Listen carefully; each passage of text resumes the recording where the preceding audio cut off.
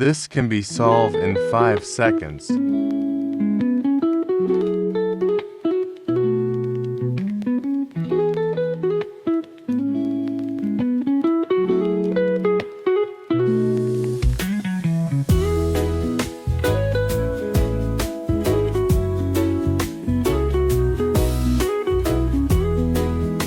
More calculus tricks in my 100 calculus problems PDF.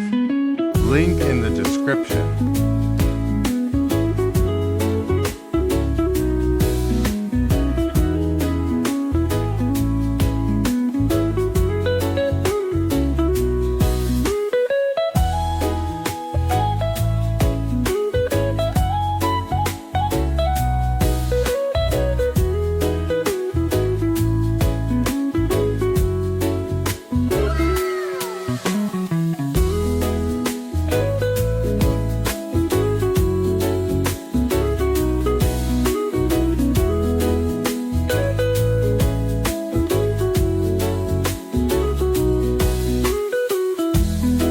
Sub for daily calculus tricks.